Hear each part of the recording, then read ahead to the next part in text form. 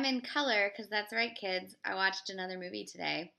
This was a documentary that had a really amazing trailer. And like sometimes when a movie has a great trailer, it doesn't live up, and you get disappointed because you're like, oh, if only the movie were as good as the trailer. That's happened a few times. This movie lived up to the trailer, so that's great. It was edited in a very similar style to the trailer, so what drew me to wanting to watch the film from the trailer, I was rewarded with the film being very similar. This is Brett Morgen's Jane. It's a documentary about Jane Goodall.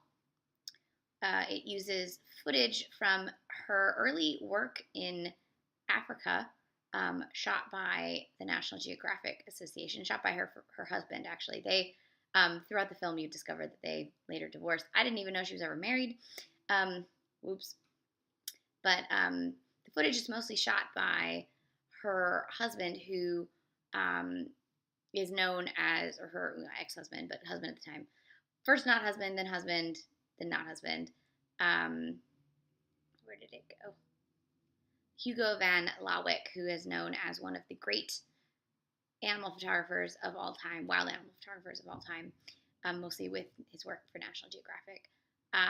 Jane Goodall is the narrator of this documentary, and it splices footage of her early days with footage of her life when she first gets married, when she has her child, etc., as well as animated versions of the notes that she was taking in her early days during her observations of the chimpanzees. It's sort of not starkly, what's the word I'm looking for? It's a very feminist film, I think, in that, and mostly because Jane is a very feminist woman who sounds like her mother was like really, really feminist as well, like way ahead of her time. I think she basically told Jane, do what you want, like I'm going to support it. And when Jane was 26 years old and went off to Africa to study chimp, she was like, you know what, you need someone to come with you? I'll come.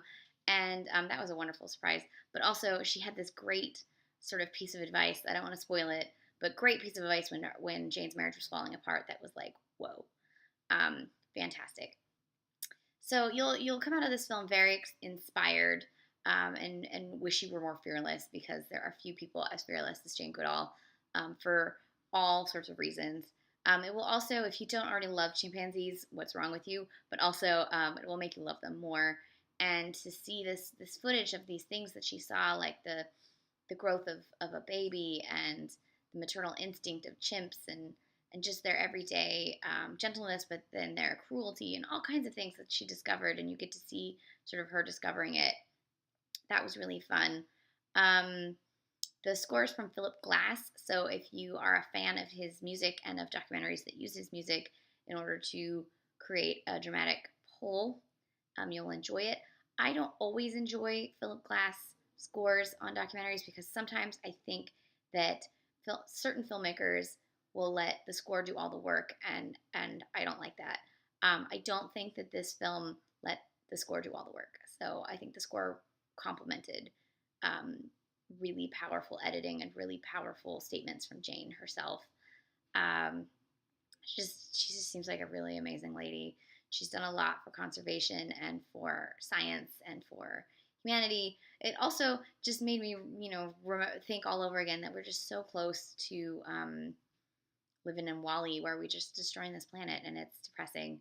And actually, my favorite animals, they're not chimpanzees. They are, I'm bringing it over here, mountain gorillas. This is a gorilla that I've had since I was 10. His name is Tom, after Tom Selleck, naturally. And the main scientist that worked on gorillas is actually Diane Fossey. There's a great biopic of her where Sigourney Weaver plays Diane Fossey. I don't know if there's a documentary on her, but I've read a lot about her, and gorillas were my favorite animals since I was like 7. So it's been most of my life. They are fantastic.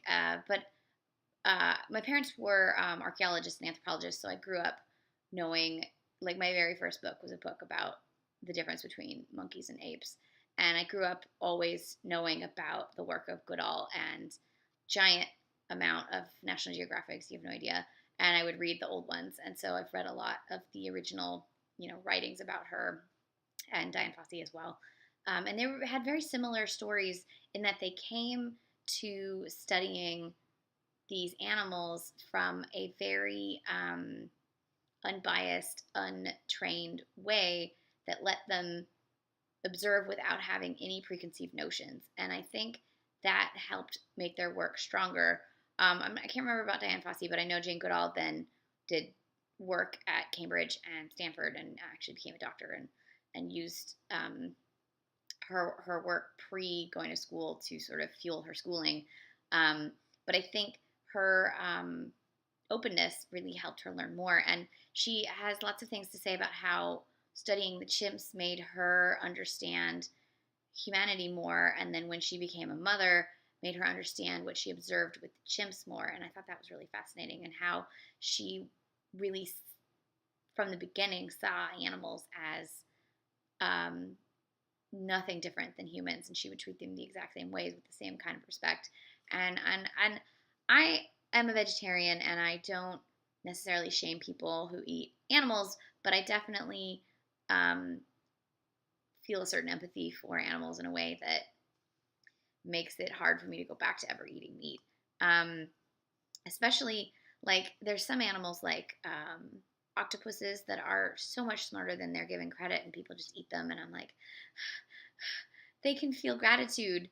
Think about that next time you eat an octopus, that they can feel gratitude, okay? Do you know how many humans don't know how to feel gratitude? A lot.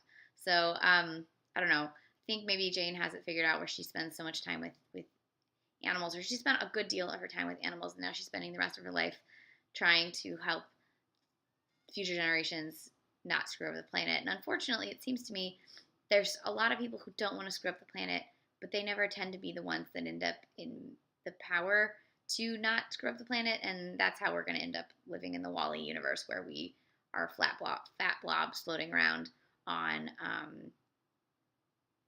self-driving cars in a space station while our planet has turned into a trash heap. That's where we're headed. I'm going to leave you on that note because I firmly believe that. I actually have only seen Wall-E once because I saw it in theaters, and it made me so mad because it was too true that I was like, fuck it. I can't handle this. Then people are like, it's so hopeful. And I'm like, no, it's not. It's bullshit. It's like the planet is going to blow up, and it's awful. And movies like this make me like wish that we weren't the top species because we fucked it up. And like, I don't know, would another animal species do better? I don't know. They haven't managed to have verbal language, so that's the only reason. And it's weird. And then you start spiraling into thoughts about why anything is anything. So I'm going to leave you on that existential note.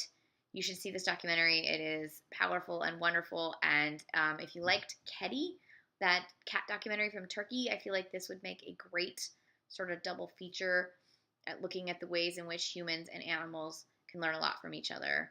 And it's just been a great year for documentaries. So there's so many. Just go see them all. They're great. There's so many good documentaries out. Yes, so this was Jane. It just came out in theaters. I know it just opened in Atlanta. I think maybe it was in New York, LA last week, but it's around. It's in limited release. It's directed by Brett Morgen, Jane Goodall. The documentary is called Jane. You should definitely check it out.